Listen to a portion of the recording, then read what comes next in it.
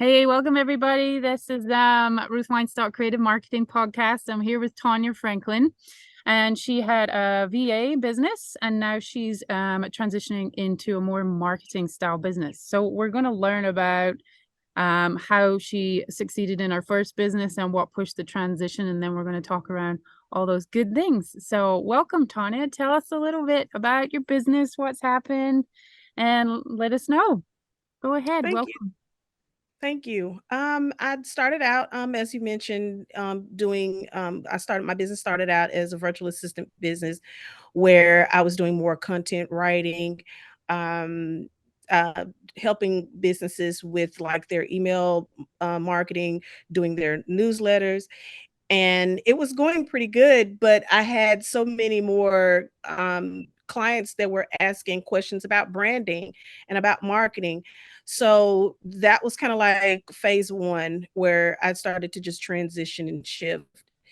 And then I started doing more um, content consulting for like websites, but it became overwhelming because it was just me that was doing it.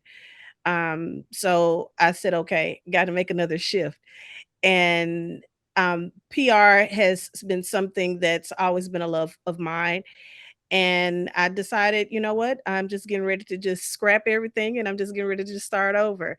And so that's kind of like where I am right now. I'm in the rebuilding of my business stage to where I'm more focused on marketing and PR.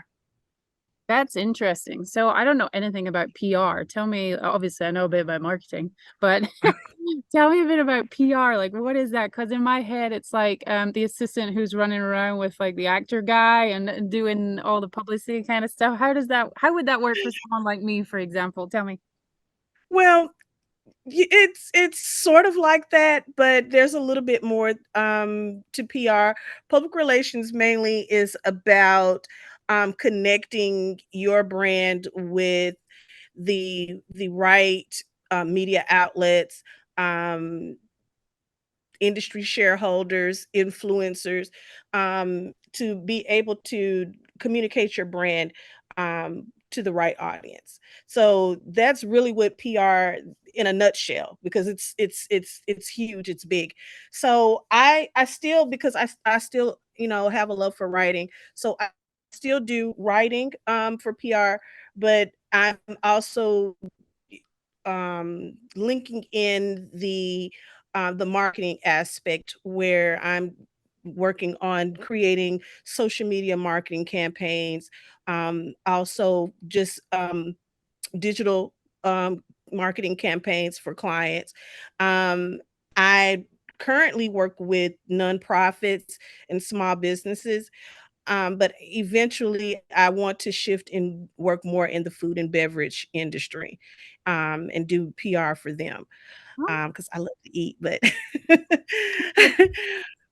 PR is really big. There are a lot of different avenues that you can go into as far as with PR, but PR really is about just establishing and building those connections between your brand and the media. Hmm. Okay. So what kind of so my thoughts would be like, what do you need in your brand?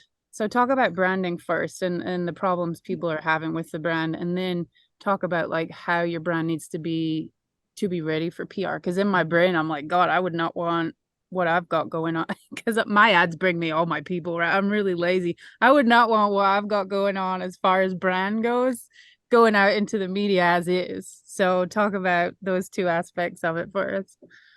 Um, One of the things that I've encountered with clients is that they don't understand how to communicate their brand to the right audience.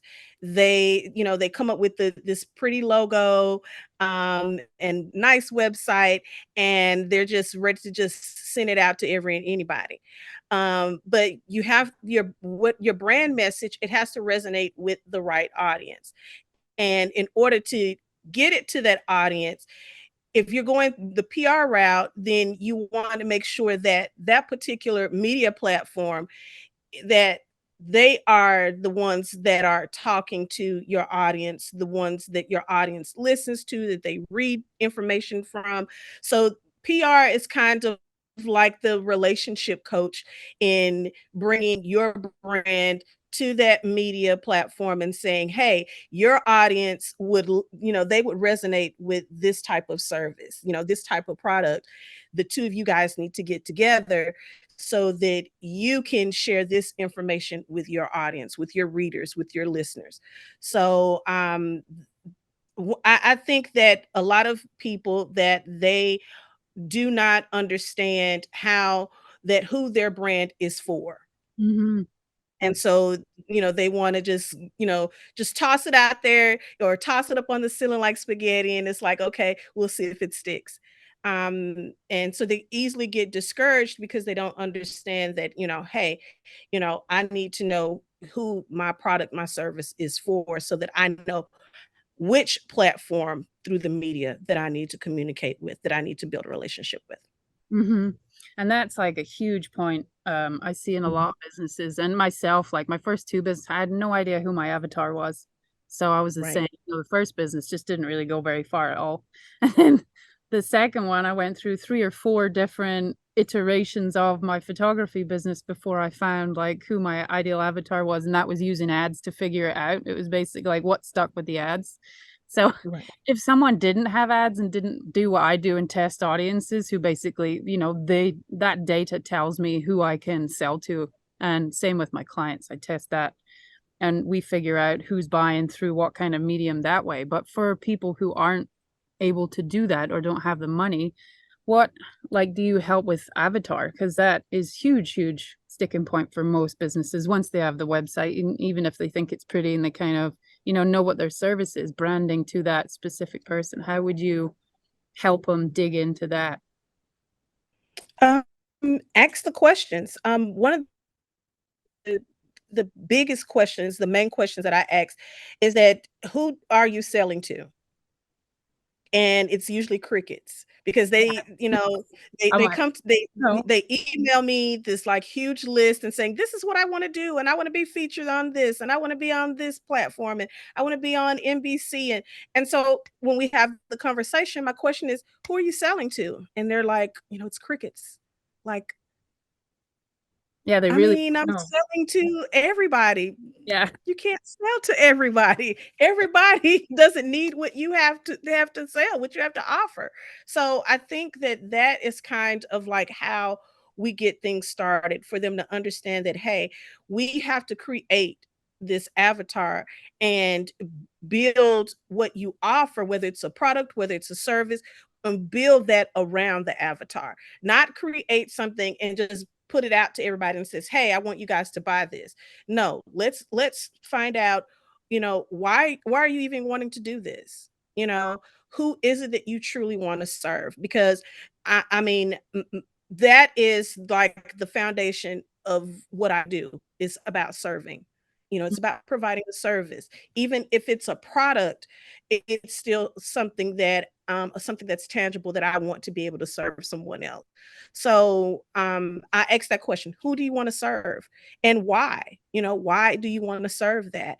And PR is like the vehicle that helps to tell that story because people buy from people.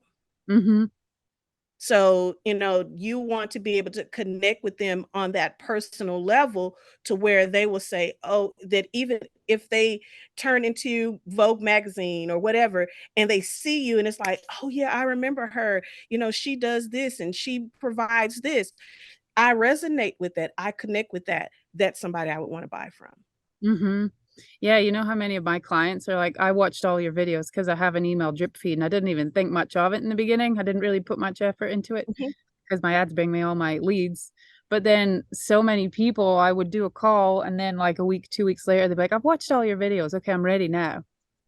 So that front, Right. I mean, that face is everything. You can be cheaper than someone else. You can have the same product, but they're gonna buy from you 100%. So that was like a one of my aha moments to actually go. So this is where this podcast came from to get my face out there more, just so people can see me. Attraction marketing. I'm not I'm not selling anything. You know you need an agency. Look at my videos. If you want one, come get me, kind of thing.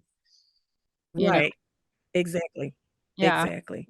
And then I pivoted as well. Like, did you find that with your businesses? Like your avatar changed? There was a point where I was like, Um, I am sucking in yeah, young people here. I need to do a little yes. sleep.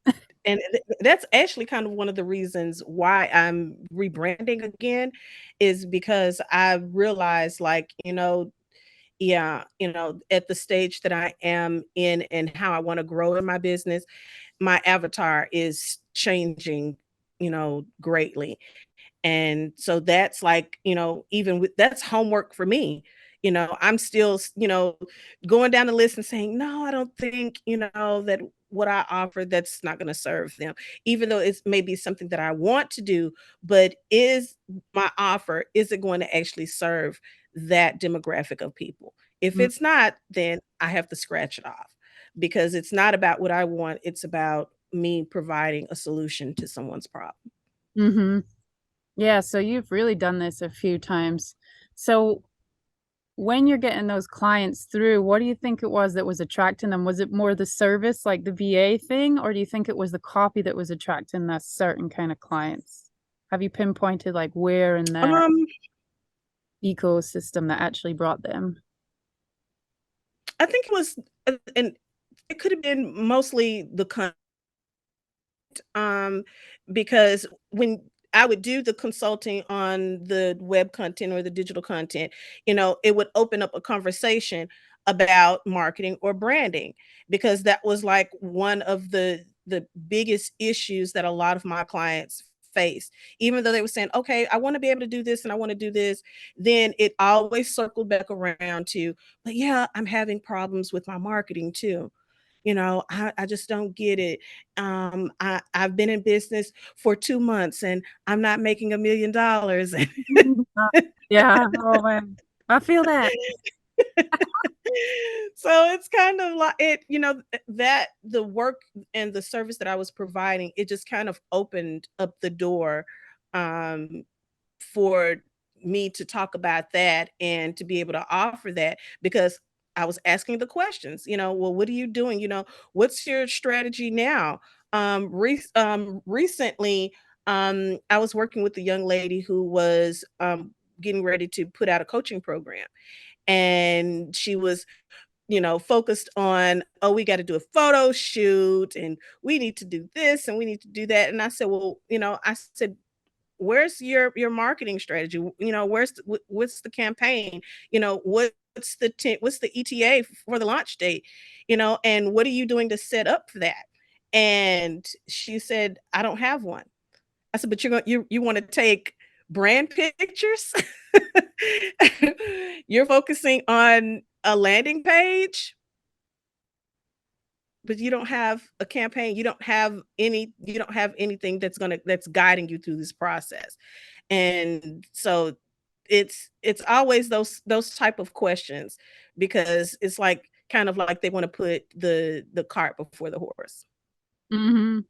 Yeah, I actually created a business planner because the reason why most businesses fail within the first 5 years is because they have zero plan. And the amount of Right, people I spoke to in the same situation, they're like, I want you to run an ad. Where am I running it to? I don't know. right. Who am I running it for? I don't know. What kind of lead do you want? I don't know. I'm like, "Ooh, okay. So we They just have know a that they little need an problem ad. here. And then they would get shocked. I'm like, okay, well, you need to pay for this, and we need a website, and we need a landing page, and we need you to set up your accounts on Facebook, and we need to get some social media. And they're just like, whoa, the basics, the Right. basic infrastructure, and they're just taken aback. So, and then phase two, I was thinking of what you were saying before as well. Like people just, I mean, myself included. I knew my ads were going to work, but 2 months in, I was like, why am I not selling anything yet? These things take patience. Marketing is just like a long game, and a lot of people aren't prepared for that too. Right. I agree. I agree. It's in the long game. And that's something that I definitely stress, even with PR. It's in the long game. I tell people, I'm like, if someone's going to guarantee you publicity with PR, that's a red flag. I said, if you look at like some of the larger you know, brands that have like 40, 50-year longevity, they still run ads. Yeah. Even in this digital age, they still run ads. And it's because of the fact that they still have to be able to connect with their audience. They still have to Mhm. connect. Yeah. And there's no 100% guarantee that if they pay, $20,000 for an ad, that they're going to automatically get, a 150% ROI. There's no guarantee with that, but they still spend the money because of the fact that they're looking at, okay, we've done the planning. We've done, we've done the leg, we've done the back office work. So now let's move forward and enter in these other avenues with ads and PR, advertising and promotion. Let's link all of that, put all of that in the pot, and then now we're having an expectation for an ROI. So yeah, I've had I've had clients that even talk about running social media ads. And so when I ask them questions and I said, well, why are you wanting to run the ads? And they're like, I mean, just because I've seen other people do it. And I'm like, but that's not a good reason to want to run an ad. There's no guarantee You they have even work just because you've seen them. no get exactly, no guarantee. And they said, "Well," and I said, "Well, have you done any research on how much it's gonna cost for you to run ads?" And I said, "What is your budget? What's your budget for it?" "Oh, I don't know, maybe about $40." And I'm like, Yeah. "Uh, mm." I won't even test I'm like like one ad. Bless them. I'm like, "Okay, but you're expecting to get like, a 250% ROI off of a $40 ad?"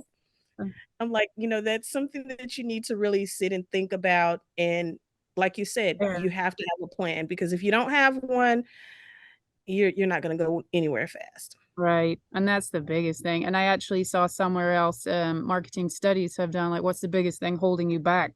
And it's money. So a lot of the Mm. times it's like investment. People haven't understood. I mean, the common myth today is I can set something online, it's going to be free.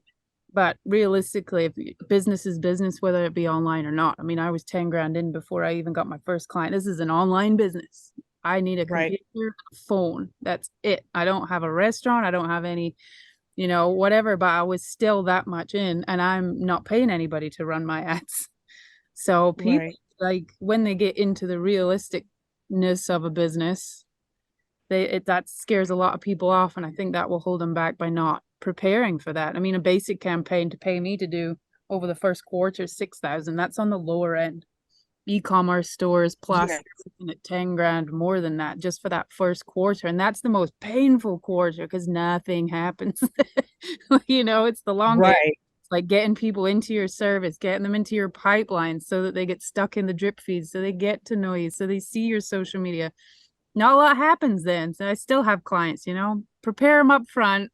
They know everything in writing, everything discussed. And then month in, they're like, why am I not selling anything? I'm like, well, because right, ads don't sell stuff for you. We're working on all the other things, the drip feed, the message, like getting the avatar dialed in, getting the words dialed in, all those things that go after the ads. But then, yeah, you do have those people who are like, the ad itself is going to be some miracle. But no, there's so many other things like good copy. My copy, I'm always tweaking my copy. And then I change my avatar. I'm like, God, I have to go back and then retweak everything and then change the style of pictures. And then it was a whole rebrand of the website. It was just a non mhm. rabbit hole in those first like launch days. So we've talked a little bit about like cost and paying someone to advertise and actually launching that first quarter. Like in your experience, give me your kind of timelines that you've seen. Uh, I think that I've had a lot of people that have come to me and wanting to launch a book within like 2 months. Mm, Um, and thinking that, we can get social media graphics done, we can get a landing page up and running, we can launch a contest, we can do all of those things within 2 months and still put on a book signing in 2 months. And so I, it was a lot of the microwave mentality. And you Mm. mentioned earlier about the long game, and I think that a lot of times people get into this crunch because they haven't. So it's like, oh, I just need to get this done, because I need money. Instead of saying, okay, let's take some time to plan. I usually tell people, especially if they're doing campaign books, that 6 months they can do a pretty decent launch. But if you really, really want to knock it out of the park, you want to do 12 to 18 months. Oh, wow.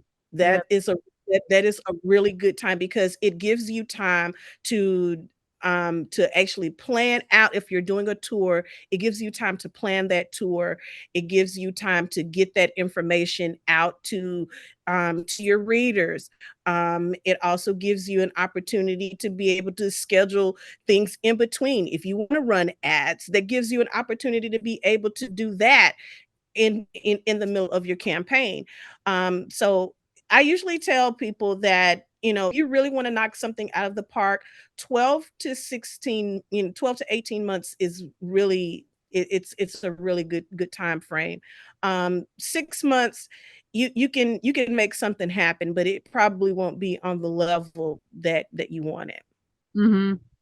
So what would you do for them? Like what steps do you particularly take care of in that time frame? Like give me like this is what we do first because you kind of I layer things a little bit. I mean, ads make everything pretty easy and a lot quicker once you get to that. But if I set someone up from the beginning, I would have in my head, we're doing this first, and then building up to how does it go for you? But after we set goals, then the next thing that we would do is that we would look at what particular media platforms that they're comfortable with, participating in. If they have anything that's specific that they're interested in, and then it would be my responsibility to make sure that it aligns with their brand. And then I would just move forward there and doing pitching, making sure that they have all of their deliverables, and then actually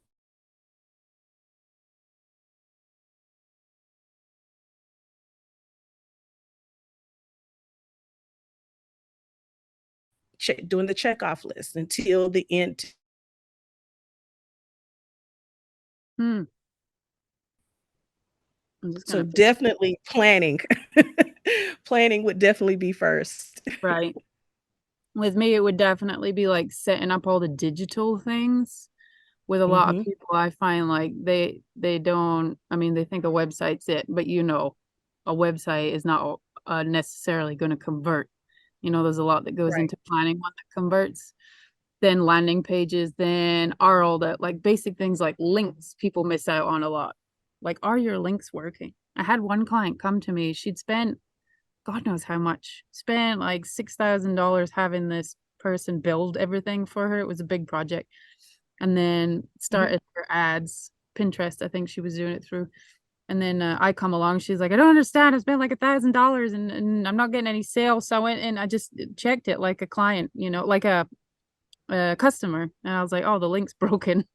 So this big fancy developer hadn't even tested the actual funnel itself. So these tiny little things can cost thousands of dollars to someone who is just not digitally, savvy or doesn't know how to go in and test or trust someone. And then Right.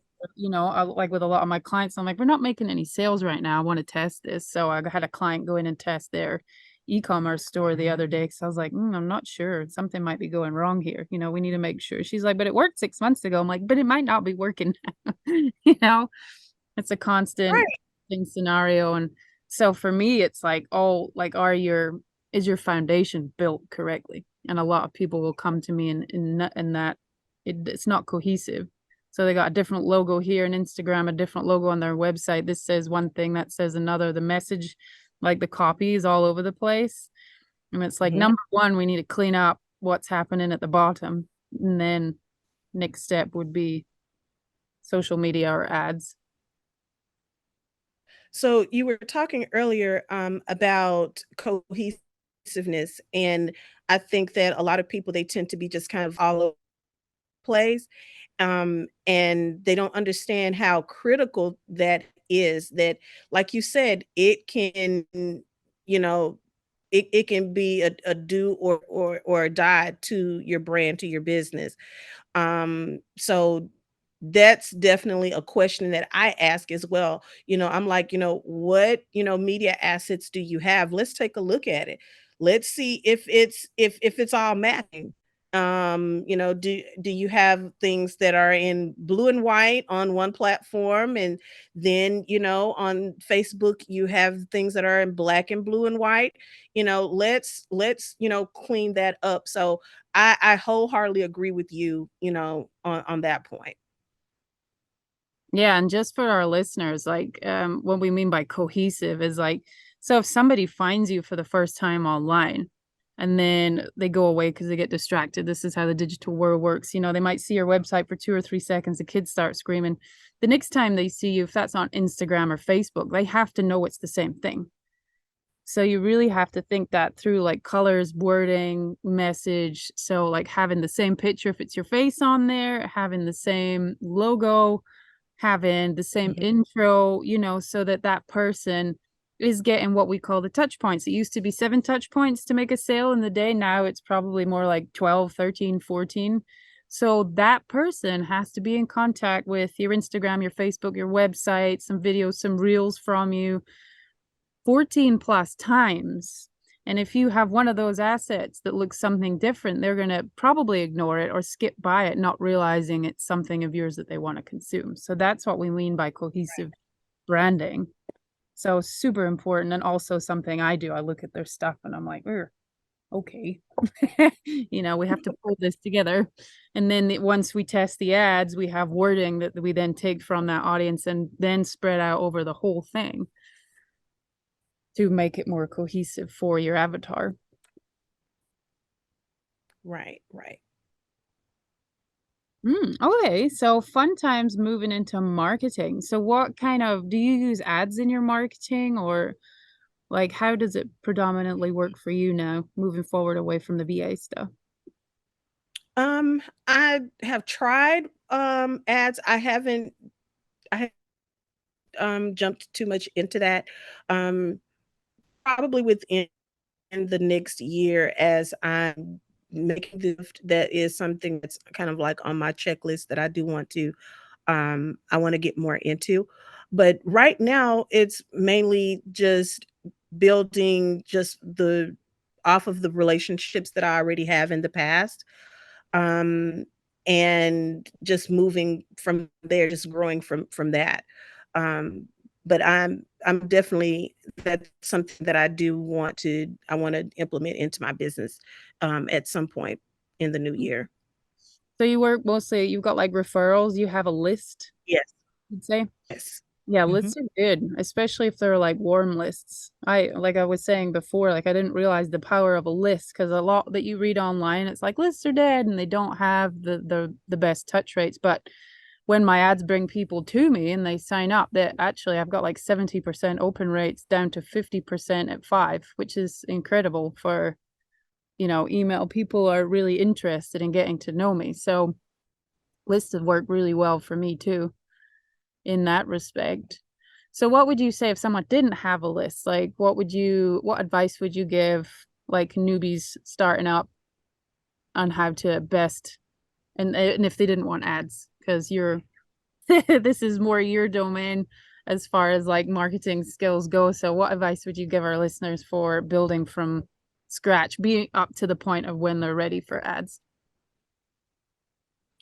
I would say start with doing some research, finding out where they're hanging out.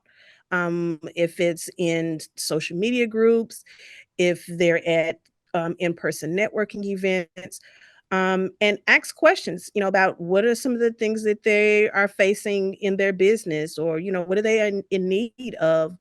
And I think that that would be a good start, in establishing yourself to where you can provide them just some basic advice or support, because that gets people's attention. They call it that low hanging fruit, where, because they're going to take notice and say, oh, yeah, I never thought about that. That's a great idea. And then you just use it as a gateway. So, if you're ever interested, um, even if you don't have a website, check me on social media. There's, I'm on Instagram, I'm on LinkedIn or whatever. And I'm on YouTube. I'm just started, doing a podcast or doing some tutorial videos. The thing is that don't let the fact that you don't have ads or that you don't have a growing list, don't let that stop you. Just start somewhere. Mm-hmm. No, for sure. And I realized like that was a handicap for me kind of because I was just sat on my butt and let my ads do everything because that's what they do. But then there was part Hmm. of it that's like to best serve my clients, I need to go out there and figure out the other things to be really good at them, to give them Right.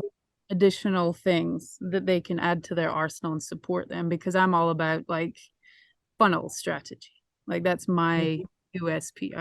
Ads are super easy to get going. I can do that in a couple of weeks. We got them going. But if I then don't support you with everything else, you're not going to make sales if you can't Right. sell start off. If you're not talking to your clients correctly, if they aren't liking what's on the back end, the message. So I switched my ads off, basically killed off my business to try different avenues to really push myself to flex those muscles. So there's definite ways to go about that. Copyright email lists. I mean, you can feed an email list easy. People are always going to sign up for emails, right? You can do that with your social Right. media. You can go into groups, find the right groups and make a landing page, and Hmm. feed your email into there, give them something for free. There's like lots of stuff you can do to start building from the beginning. And the one takeaway I would give to anybody in that stage when they're not ready for ads is make sure you put pixels on wherever it is you're sending your traffic. So Google Pixel, Pinterest Pixel, Facebook Pixel. If you're not sure, just pixel it with all the pixels because you don't know which one Hmm. you're going to use in the end of the day. In 6 months to a year, however long, you might decide Google where you thought Facebook or Facebook instead of Google. But those platforms are going to have all those analytics for you ready when you start. The biggest problem and the biggest spend for my clients is they haven't had any of those analytics set up. So all the traffic they have in the past is not measured by anybody. So I have to come in and basically spend thousands of dollars for them over that 1 month, 2 month, because there's no data. And that's what you have to understand. You have to build that data from the beginning. Anything you do right now, you should be tracking with the data pixels so that when you get to a certain size, when you do have the budget, then you don't have to backtrack and spend to get all that data again. You've already got some. So it saves you money in the long run. And it's just a matter of putting the code on. Good point. That's a great point. Huge point. Yeah. Yeah. I mean, I'd say what $2,000 just to season a pixel. And you don't know if you're going to be making any sales then until you get that data and Facebook starts to understand who it is. And Facebook being cheaper than Google. Google's times three for most leads as far as cost goes. Hmm. Circumstance expensive. Yeah. Yeah. It's an excellent takeaway. Mhm. Yeah, for sure. Well, this has been super fun, Tanya. Have you got anything else to add? Tell us where you want any of our listeners to go and find you, website, any free downloads or handles on your preferred social media. Give us the rundown on that. Well, you can find me on Instagram at MJS_virtual, as well as MJSCOMMPR. Um, I am also on LinkedIn and Facebook, MJS Virtual Services. as well. And my website, I'm still restructuring it, but you can also find me there at TonyaTheBrandCEO.com. Great. This has been an awesome conversation, Tanya. I love how when you talk about marketing, like, a lot of people in a lot of businesses are like, oh, I don't want to talk to them because they're in the same thing. But when it's marketing, I'm like, the chances of you being anywhere close to anything I do, because it's such a huge thing, is like, Right. oh, and even like Facebook marketers, they're so different from what I do or in a totally different niche. Like, no wonder people glaze over when you say that you're in marketing because they're just like, what is that? Exactly, what is that? Right. It could be emails, it could be social media, it could be Facebook, it could be Google, it could be PR, and that's a good one. I've never heard of PR before. So it's been really good talking to you and really good drawing on your experience. I really appreciate your time today. I appreciate you for having me. No problem. Thank you so much.